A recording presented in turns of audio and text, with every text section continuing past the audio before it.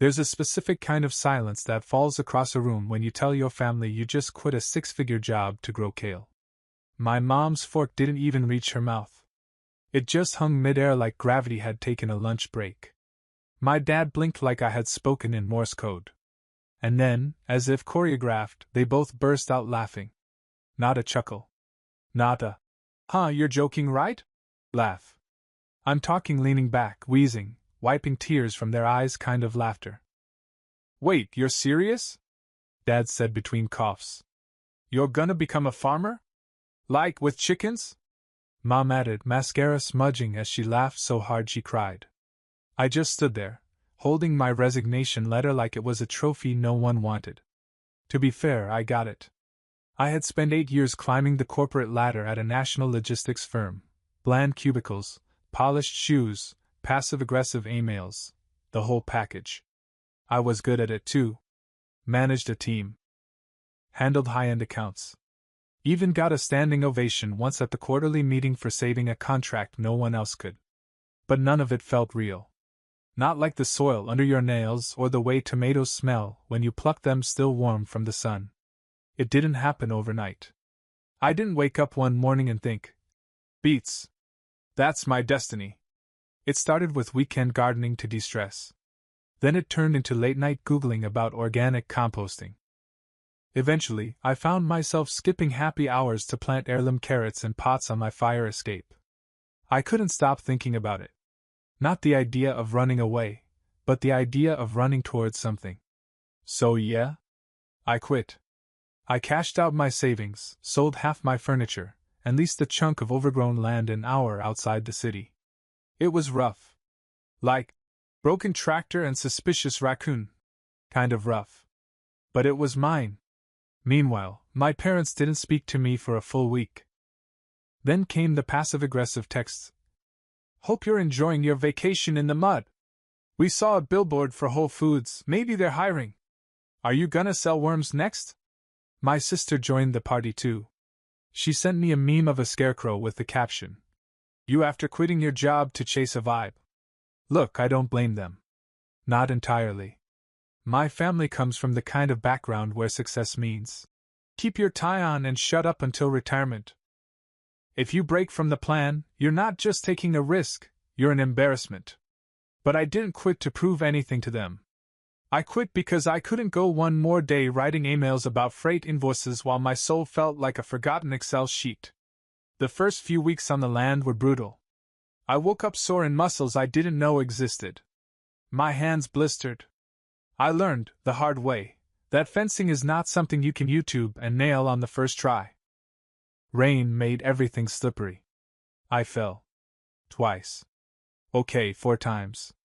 But then, one morning, I saw the first green tip of a sprout pushing through the dirt. I knelt there like it was some holy miracle. Because it was.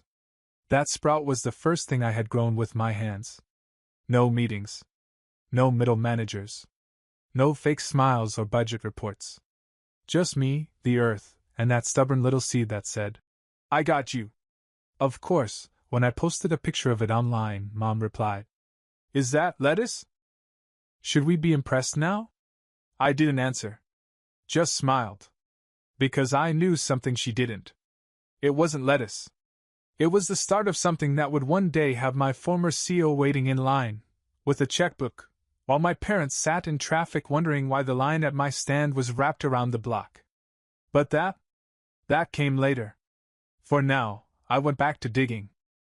When I told my boss I was leaving to start a farm, he stared at me for a full 10 seconds, then said, "You mean like Farmville?" I didn't laugh. He blinked, realizing I was serious. "You're leaving a stable position. A management track career. For turnips?" "Mostly tomatoes," I replied. "But yeah, turnips too." I cleaned out my cubicle that afternoon while Janice from HR watched like I was walking into a volcano barefoot. Even the intern offered a nervous fist bump, like I had just been diagnosed with something terminal. "You'll be back," my boss muttered as I walked out. "Everyone comes back." Spoiler, I didn't. The first 2 months on the land were survival mode. I lived out of a barely insulated trailer that smelled like old linoleum and stale ambition. There was no Wi-Fi. No hot water. The stove had exactly 2 moods, cold as your ex or hellfire. But I had a notebook.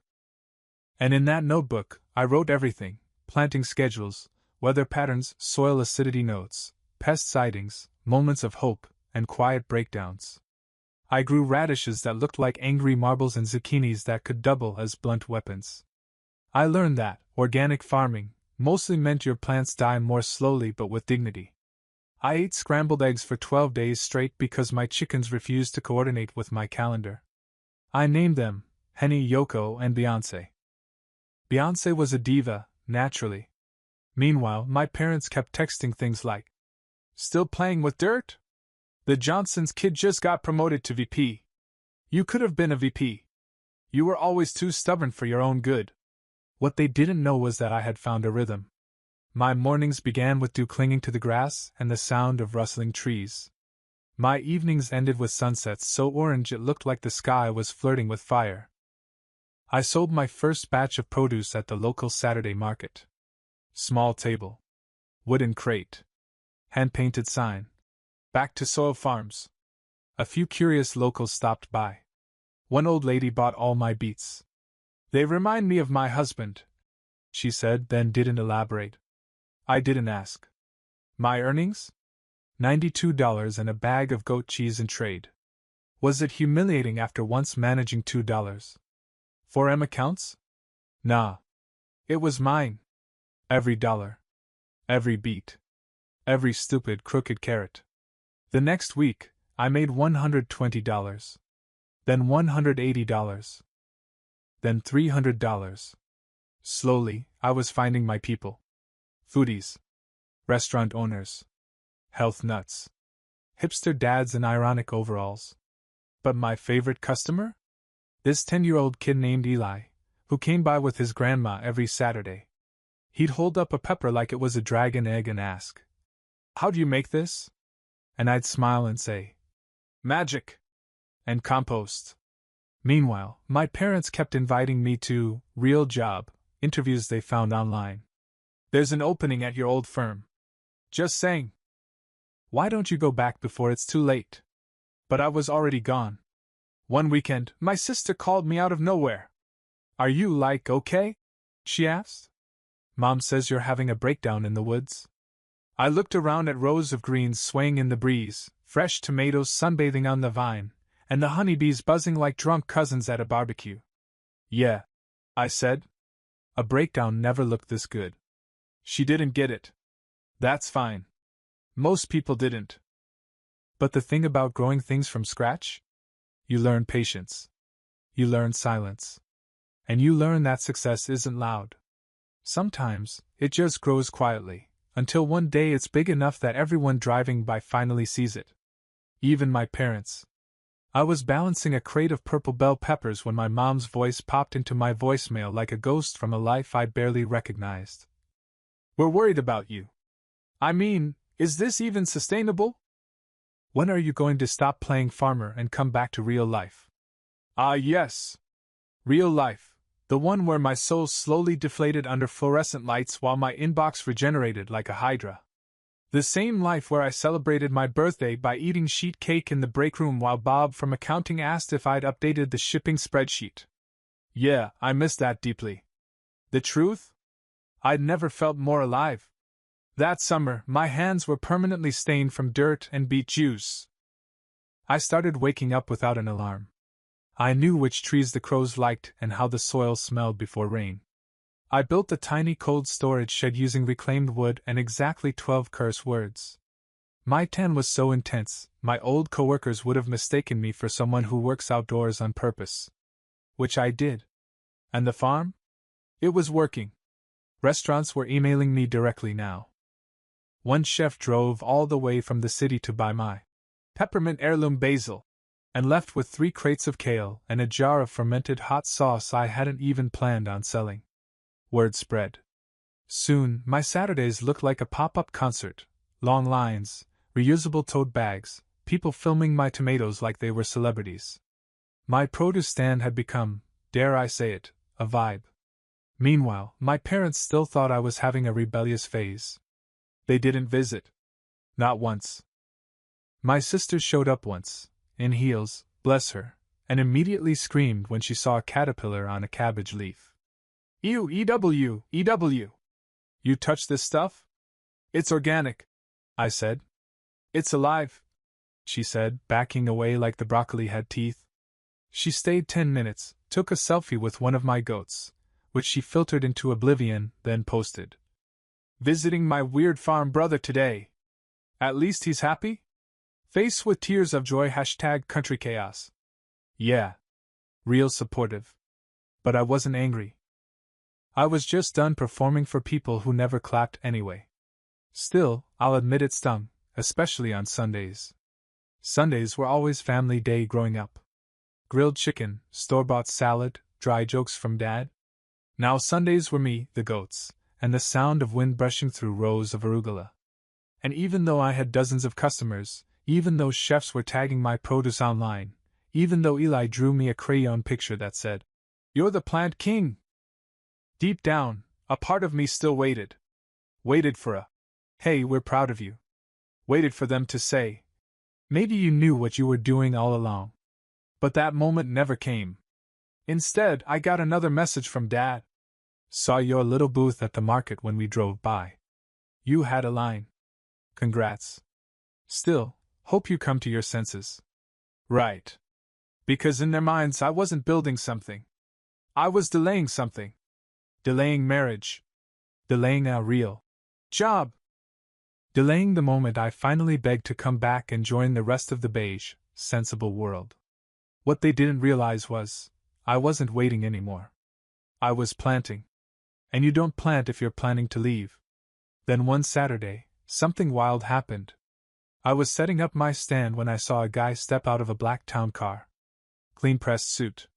Shiny shoes. Pocket square. It was Mr. Aldridge. My old CO. The man who once told me during a performance review, "You're good at everything, but you're not memorable."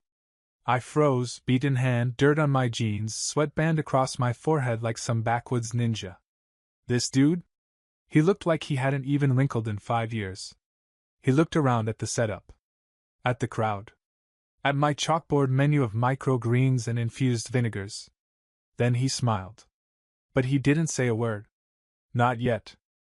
I wasn't sure what surprised me more, that my old CO showed up at my farm stand, or that he picked up a beet, gave it a slow turn, and said, "This beet looks like it means business." I stared at him. He grinned. "You probably don't remember me," he added, still inspecting the beet like it held secrets. "But I remember you, Mason." Oh, I remembered him. This man once told me my ideas were too out there, during a pitch where I literally saved a $750,000 contract. He gave my coworker Steve the credit. Steve, who once tried to merge 2 PDFs by printing them out and stapling them together. But here he was, standing in front of me, surrounded by crates of rainbow chard and radish bunches, like it was the most natural setting in the world. "Your produce," he said, "came highly recommended by 2 of our exec chefs. I didn't even connect the dots until I saw the name on your sign. Back to Soil Farms." My heart thudded. He extended a hand. "Mason Rowe. You always did like things your own way." I shook his hand, my palm rough, his soft. The contrast felt symbolic. A few people behind him grumbled about the line moving slowly, but he ignored them and looked down at the little laminated flyer I had taped to the corner of my table. CSA sign-ups available. Bulk deliveries. Restaurant partnerships welcome. "Have you thought about scaling?" he asked. "I'm working on it," I replied cautiously. He nodded. "I'm funding a new farm-to-table project. Real chefs, real sourcing. No corporate middlemen. I want it all direct. Transparent. Your name came up in every meeting." My stomach flipped.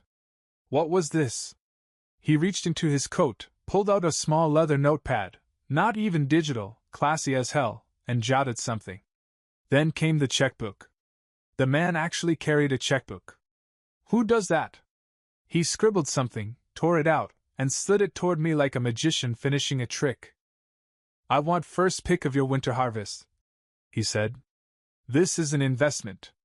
Think of it as a vote of confidence." I looked down. $20,000. My mouth went dry. I blinked.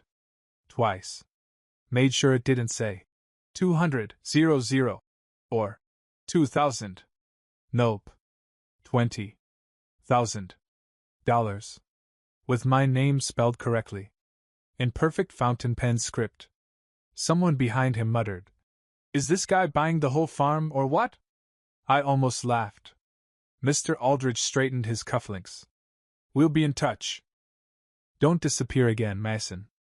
People are watching now." Then he stepped aside and let the next customer through, a woman in yoga pants holding a poodle and asking if I had gluten-free kale, which isn't a thing, but I just nodded and bagged her some anyway. I tucked the check behind the table, heart pounding, hands shaking like I just won the weirdest lottery imaginable. And right then, I heard it. The familiar hum of a Toyota Camry pulling into the lot. I knew that sound. I turned, and sure enough, my parents. They weren't here to visit. No hug. No. We're proud. They were just driving by, probably on their way to one of those pretentious candle stores my mom loves. But something made them stop. Maybe it was the crowd. The full parking lot. The fact that their son, their disappointment turned dirt goblin, had a line. I watched from behind my crates as the car slowed. My dad squinted through the windshield. My mom's mouth hung slightly open. And then they saw him. Mr. Aldridge.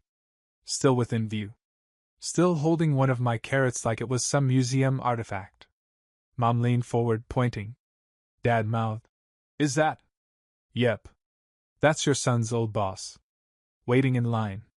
With a personal check for $20,000 in his coat pocket. For produce.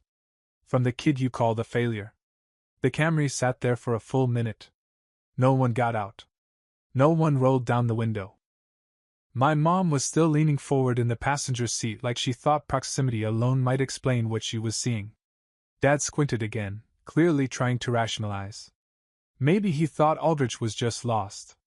Maybe he assumed this was all some elaborate prank where a film crew would pop out and yell, "Gotcha! This man doesn't really sell vegetables, he sells spreadsheets." But the line behind Aldridge kept growing. I had two baristas from a downtown cafe chatting about my watermelon radishes. A personal trainer asking if I sold wheatgrass. Some guy in a leather jacket with tattoos was literally negotiating bulk sunflower shoots with a $20 bill already in hand. This wasn't a side hustle. This was a machine. And I was at the center of it. I didn't walk over to the car. Didn't wave. Didn't smile. I just reached for a head of rainbow lettuce, held it up to the light, and misted it, slow, cinematic, like a grocery store scene in a perfume commercial. If Aldridge noticed them staring, he didn't let on. He was already shaking hands with a second chef who had just arrived, this time from a bistro near the waterfront. They both clapped me on the back like I'd just landed a Fortune 500 contract. The Camry blinked its turn signal. And then it pulled away. No horn. No wave. Just silence. For the rest of that market, I worked like nothing had happened. Bagged produce. Handed out recipes. Took orders. Laughed with Eli, who drew a comic strip of me as Super Sprout Guy. But my mind was spinning. They saw it. Finally. Not just the work, but the validation. My father worshipped hierarchy. CEOs were gods. Titles mattered. Prestige meant success. And my former CEO, the man they once bragged about to neighbors when I got hired, just handed me a $20,000 check for kale and character. And yet, part of me still waited for the follow-up. A text. A call. A guilt-drenched voicemail. But nothing came. Just 3 days of silence, until Wednesday night, when my mom finally texted. Mom, 7:12 p.m. Saw you at the market. Look busy. Hope you're taking care of yourself. That's it. No mention of Aldridge. No mention of the check. No. We're proud.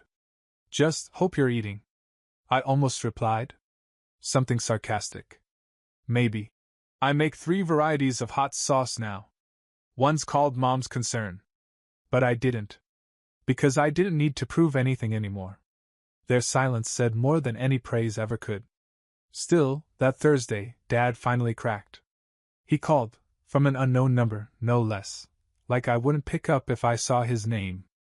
And maybe I wouldn't have. He coughed awkwardly into the phone and said, "You doing okay out there?" "More than okay," I said calmly. "You saw." A pause. "We were surprised." "I know. I mean Aldridge. He was always hard to impress." Another pause. Longer this time. "I guess I didn't realize what you'd built." There it was. Not quite pride. Not quite apology. But something. I didn't fill the silence. I let it hang. Then he asked, "You still have that little trailer out there?" "I built a new place. Solar-powered. Rain catch system. Composting toilet." He gave a small chuckle, like he wasn't sure if I was joking. "Then, maybe we could come see it sometime?" I stared out the window of my new cabin, looking at the rows of greens dancing in the wind. "Maybe," I said. "Maybe." Was generous. By October, the leaves around the farm had turned every shade of fire. Crimson. Amber. Pumpkin orange. Even the weeds looked poetic. My fall stand was officially thriving. I had hand-labeled jars of pickled okra, sweet pepper jam, squash blossoms in compostable cartons, and a fresh rotation of what I called root boxes, curated bundles for chefs, influencers, and people who say words like mouthfeel. Each Saturday brought new regulars, food bloggers, health nuts, and parents trying to convince their kids that carrots are nature's candy. Eli still came too, now wearing a mini back to soil apron. He called himself assistant manager. Meanwhile, my parents hadn't shown up again since that Aldridge day. That's not to say they didn't try to insert themselves, just in their usual subtle, clumsy way. I got a forwarded article from Mom titled, "The Rise and Fall of Farmers Markets, Is the Trend Over?" Then one from Dad about AI farming, and how manual agriculture might be a dying industry. Subtle shade, like fertilizer mixed with sarcasm. Then came the big ask. One crisp morning, I got a call from my sister. She opened with zero pretext. "So, Mom says you're doing great. And, they were wondering if you'd be open to hosting Thanksgiving this year." I blinked. "You mean, on the farm?" "Yeah, like outside, with the trees and stuff. You've got space, right? Rustic vibes. It'd be cute." I looked outside. My goats were licking the side of a wheelbarrow. Henny had climbed into a laundry basket full of onions. Beyoncé was fighting a crow. "Sure," I said. "Rustic." What I didn't say was, they wanted the aesthetic, not the effort. But fine. I agreed. I set the date. I cleared the space. I even set up a seating area under a big oak tree and ordered compostable plates, because if I was going to be the weird farmer son, I might as well go all in. They arrived late. Naturally. Dad wore loafers. Mom wore white. White. To a working farm. "Look at this place," she muttered. "It's quaint." My dad scanned the field. "So you really still dig holes for a living?" I didn't answer. Instead, I pointed at a basket of delicata squash. "Don't touch that. Those are for an order." They both froze. "For who?" Dad asked. "Restaurant downtown. Same one you took clients to last quarter. Remember the seasonal risotto? That was mine." Mom blinked. "You're in restaurants?"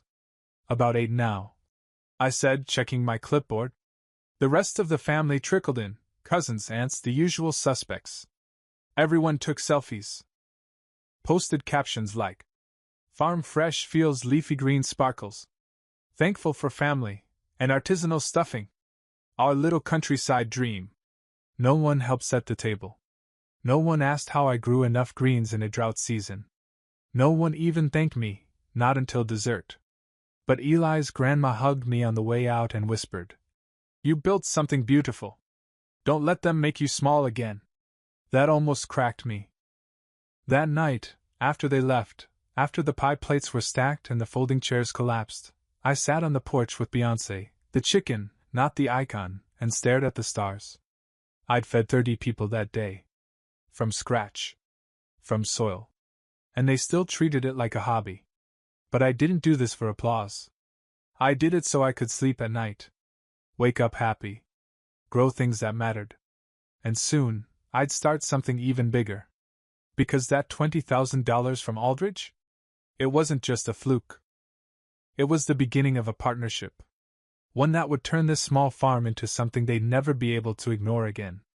3 weeks after Thanksgiving, a sleek black SUV rolled into my gravel lot like it had made a wrong turn on its way to Napa. Out stepped Aldridge, yes, again, and this time, he wasn't in loafers. Nope. He wore boots. Still stiff, probably fresh out of a box, but hey, effort counts. I raised a brow. He nodded solemnly, as if to say, I googled. Farm-appropriate footwear. This time. Respect. He even reached out to pet Beyoncé as she strutted past with a shoelace in her beak like she owned the place. She pecked his cuff, then moved on. Approval granted. We sat on my porch, sipping carrot apple cider from mason jars. Mine had a crack on the handle. His? Etched with. Back to soil. A prototype. Branding, baby. So, he said, swirling his drink like it was aged scotch. You thought about our last conversation? I nodded. Greenhouse expansion. Solar irrigation. Delivery logistics. Partner farms. And I'm working on seed-to-table curriculum for schools. He smiled, the way CEOs do when they realize the quiet kid they dismissed is now steering the ship. That day, we signed paperwork. Real contracts. Real partnership. The check he handed me wasn't for kale this time. It was a business investment. Multi-year. Multi-phase.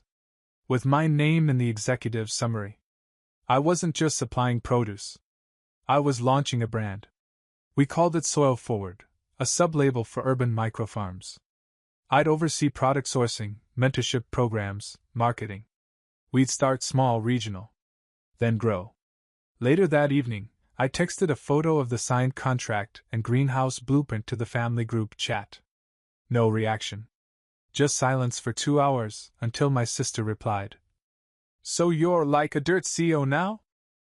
Face with tears of joy. And Mom? She texted me privately. Mom, 3:42 p.m. Wow. Proud of you. I wish you'd let us be more involved. Yes. Now they want it in. The people who once forwarded job listings with subject lines like, in case the cabbage doesn't pay off. The same parents who laughed when I sold my first carrot for $2 like it was a toddler's lemonade stand. Involved.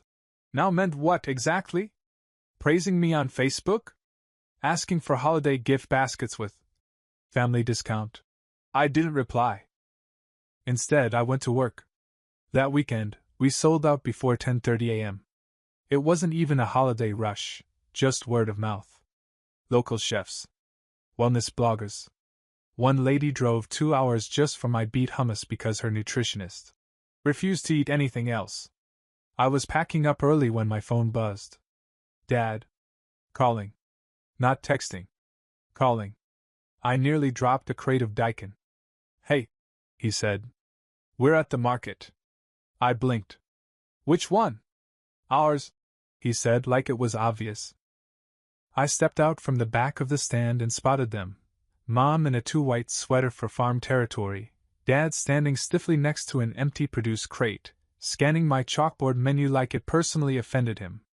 There's a sign that says sold out, he said. Already? We opened at 8, I said. Didn't expect a line before sunrise, but here we are. Another pause. You'd really turn away your own parents? I raised a brow. You were never really customers. Mom stepped in, voice light. Come on. You know we just didn't understand at first. I nodded. Exactly. You didn't understand. And that didn't stop you from mocking it anyway. Dad shifted. So what now? You just build this empire and shut us out. I glanced around, at my greenhouse skeleton, the stacked crates prepped for delivery, the clipboards hanging from color-coded hooks. My staff, loading boxes into a branded van that read back to soil. Empire's dramatic, I said. But yeah, I built something. Without you. Mom tried again. So, are we partners now? I didn't laugh. I didn't explode. I just answered calmly. No. But you're welcome to visit. As guests. Dad scoffed. Guests? Exactly, I said. No discounts. No input. No rewriting history. Guests. Then I turned and walked away. They stood there, blinking in front of a sold-out sign while strangers complimented the farm, posed for photos, and carried off produce they once called a hobby. But now it was a business. And it had outgrown their approval. Spring came fast that year. The greenhouse was humming, the co-op was live, and the new branded crates. Gorgeous. We had QR codes, glossy labels, and bios of the farmers behind each item. Customers loved it. Investors took notice. One even called me the Tesla of turnips. Weird, but I'll take it.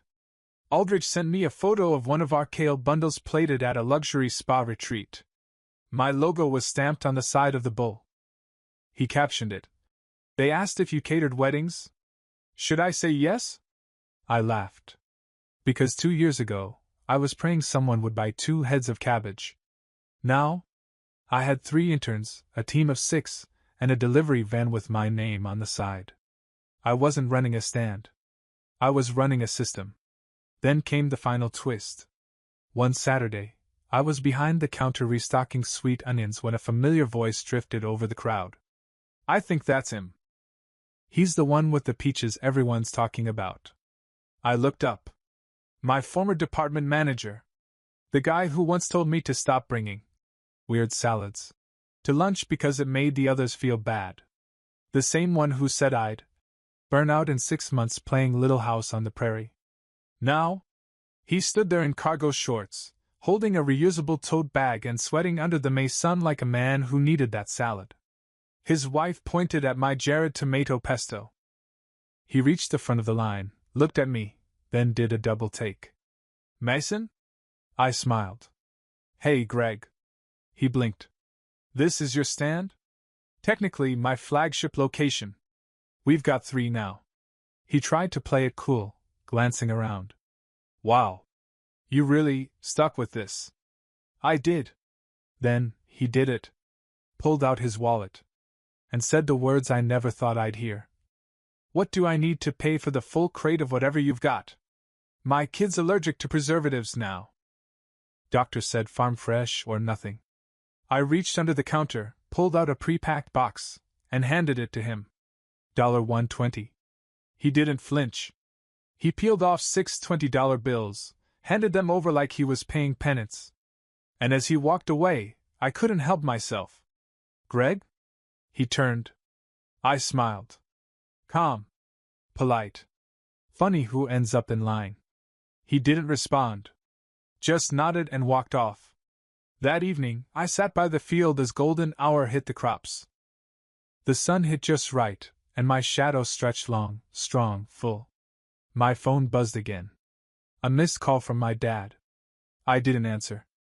Instead, I texted back 2 words. I'm harvesting. Because now, when they called, it wasn't for advice, or support, or encouragement. It was because they realized something. I didn't fail. I planted. And everything they laughed at? It grew.